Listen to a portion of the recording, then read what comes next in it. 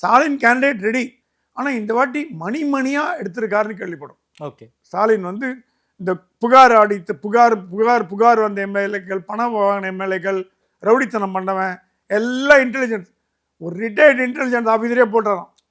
போட்டு ஃபுல்லாக ரிப்போர்ட் ஏன்னா கவர்மெண்ட் அஃபீஷியல் யூஸ் பண்ணலாம்.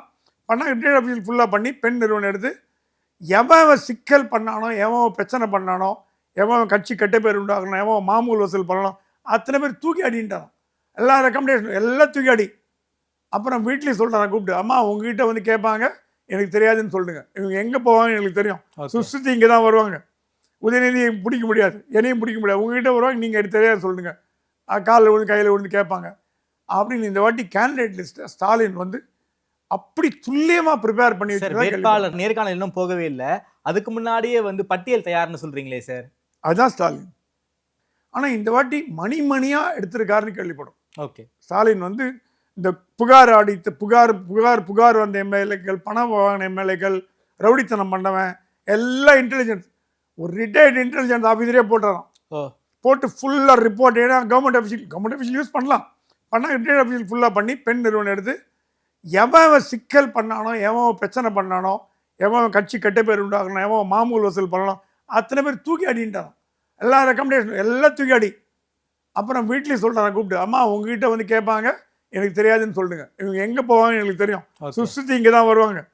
உதயநிதியை பிடிக்க முடியாது, என்னையும் பிடிக்க முடியாது. உங்ககிட்ட வருவாங்க, நீங்கள் எனக்கு தெரியாது சொல்லுங்க.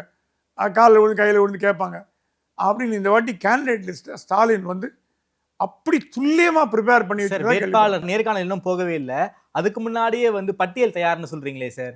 அதுதான் ஸ்டாலின். வேட்பாளர் நேர்காணல் நாம்கி வாஸ்தே தான். அது வந்து கட்சிக்காரனுக்கு மன திருப்தி. கட்சிக்காரன் சொல்லுவான், அட ஜெயிக்கிறமோ இல்லையா, சீட் கிடைக்கிறதுல ஸ்டாலினை பார்க்குறேன்ப்பா, ஸ்டாலின் முன்னாடி உட்காந்து பேசுகிறேன்ப்பா, அது போதும்பா, எனக்கு 10,000 கட்டினாங்க போதும்பா அப்படின்ற மனநிலை உள்ளதான் பாதிக்க பேர். அவங்க எல்லாருக்குமே தெரியும் நம்ம போட்டால் கிடைக்கும்னு அவங்களுக்கு தெரியாமல் இருக்காது. ஜெயலலிதா தண்டவாளை தூக்கி ஸ்பீக்கராக போடுறதுக்கு அது ஜெயலலிதா ஆட்சியில் நடக்கும். எவனோ ரோட்டில் போகிறதுக்கு மந்திரி ஆகிடுவாங்க. ஸ்டாலின்லாம் அந்த ப்ரோட்டோகால் ஃபாலோ பண்ணுவார். அந்த ப்ரோட்டோகால் ஃபாலோ பண்ணுறதுல கரெக்டாக சீனியர் அவங்களுக்கு மரியாதை, அது சீனியர் அந்த மாதிரி ஃபாலோ. புது ஆளெலாம் கொடுக்க மாட்டாங்க.